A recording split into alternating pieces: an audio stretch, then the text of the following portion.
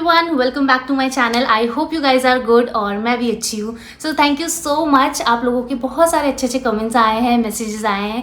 Thank you so much, it means a lot. And ऐसे ही अपनी blessings मुझे देते रहिएगा, बहुत ज़्यादा ज़रूरत है इस वक्त।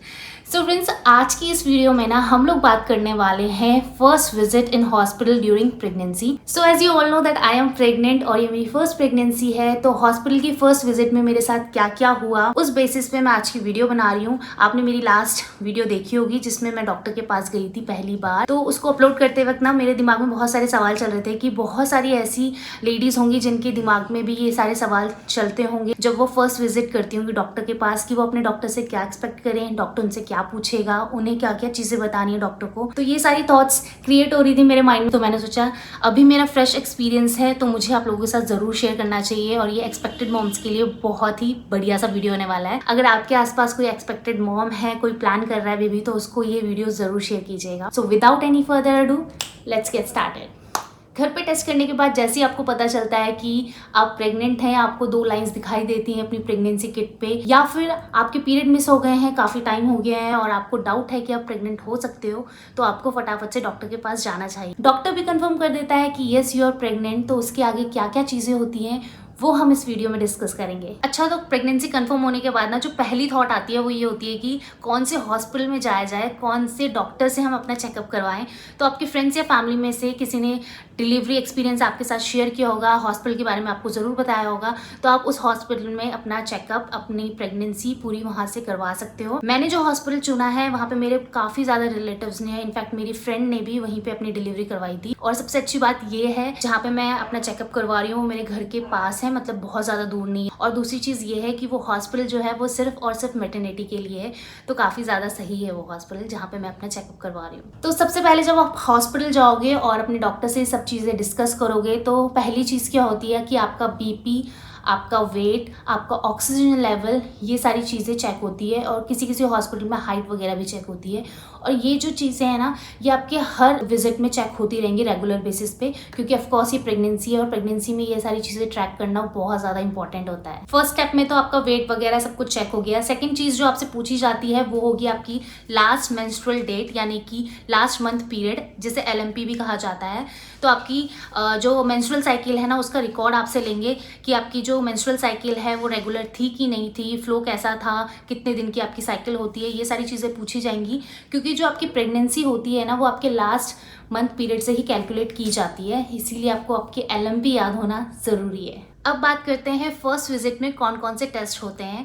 तो पहला जो टेस्ट होता है वो होता है यूरिन टेस्ट। एक बार को यूरिन टेस्ट आपका स्किप भी हो जाए, लेकिन ब्लड टेस्ट जो होता है वो होता ही होता है, जिसमें आपके प्रेगनेंसी हार्मोन्स देखे जाते हैं, आपका हीमोग्लोबिन लेवल देखा जाता है, आपकी प्लेटलेट्स कितनी है। मेनली एक CBC टेस्ट होता है उसमें, और साथ में ना 2 स्पेशली टेस्ट होते ही होते हैं, एक थायराइड का एंड एक होता है शुगर का।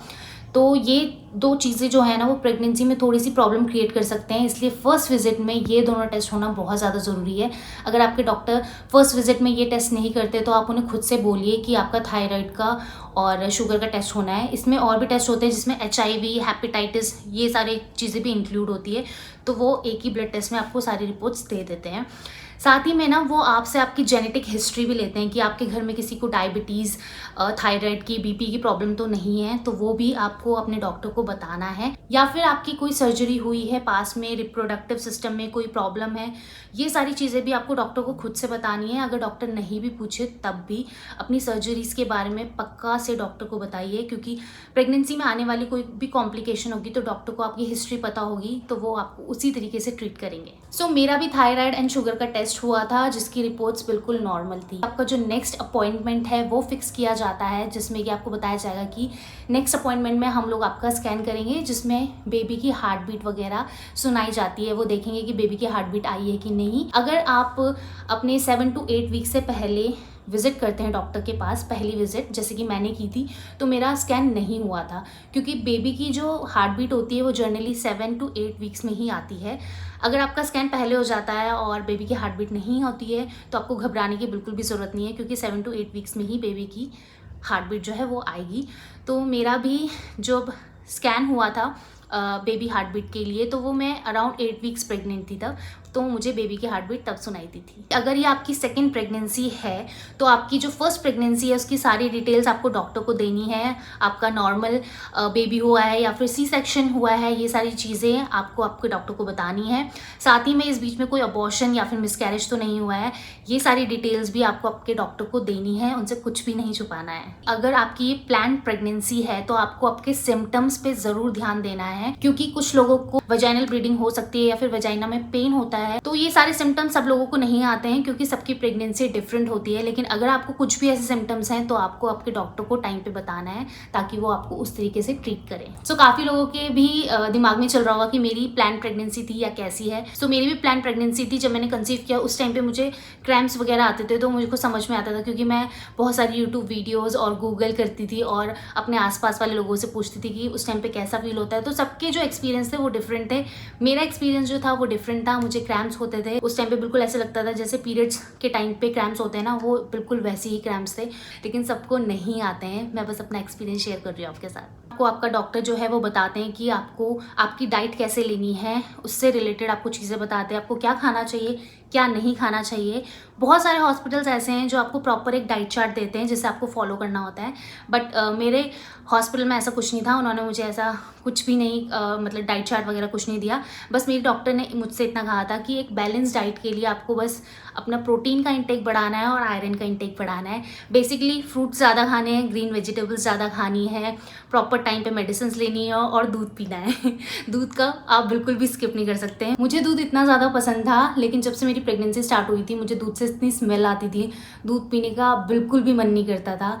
तो लेकिन मुझे ही पता है कि मैंने दूध कैसे पिया है। कैसे ना कैसे करके मुझे पीना ही पड़ता था। तो दूध को बिल्कुल भी स्किप मत कीजिएगा अपनी डाइट से। अगर नहीं पीते हैं दूध तो प्लीज़ उसको ऐड कीजिएगा। दूध पीना बहुत ज़्यादा ज़रूरी होता है प्रेगनेंसी में। इसके अलावा जो चीज़ है वो ये है कि फर्स्ट 3 मंथ्स में जो आपकी मेडिसिन चलेंगी, जो डॉक्टर आपको प्रोवाइड करेगा, वो होगा फॉलिक एसिड। फॉलिक एसिड आपके बेबी के लिए बहुत ज़्यादा ज़रूरी होता है, तो डॉक्टर उस टाइम पे वही प्रोवाइड करते हैं। लेकिन अगर आपका हीमोग्लोबिन कम आया है, आप एनीमिक पाए गए हो, तो हो सकता है कि डॉक्टर्स आपको और भी सप्लीमेंट्स प्रोवाइड करें। कुछ लोग होते हैं कहते हैं कि यार 3 मंथ्स हो गए, हमारी मेडिसिन चेंज नहीं हो रही है, हम प्रेग्नेंट हैं, ये है वो है। तो देखो, आप डॉक्टर नहीं हो, जो डॉक्टर है, जो डॉक्टर आपको प्रोवाइड कर रहा है वही सही चीज़ है और वो आपको अपना लेनी है प्रॉपर टाइम से। तो फॉलिक एसिड फर्स्ट 3 मंथ्स में ही आपकी चलेंगी, उसके बाद आपका जो है चेंज होगी मेडिसिन। अगर आप इस बीच बीमार पड़ती हैं, आपको कफ कोल्ड कुछ भी है, तो आपको अपने डॉक्टर से बिना पूछे कोई भी मेडिसिन नहीं लेनी है जो आप पहले लेते थे, क्योंकि अब आप प्रेग्नेंट हैं, आपको अपना ध्यान रखना है। ऐसी कोई भी मेडिसिन उठा के नहीं खानी है जब तक आपका डॉक्टर आपको लिख के नहीं देता कोई भी एंटीबायोटिक्स या कुछ भी, तब तक आपको खुद से डॉक्टर नहीं बनना है, कोई भी मेडिसिन नहीं खानी है।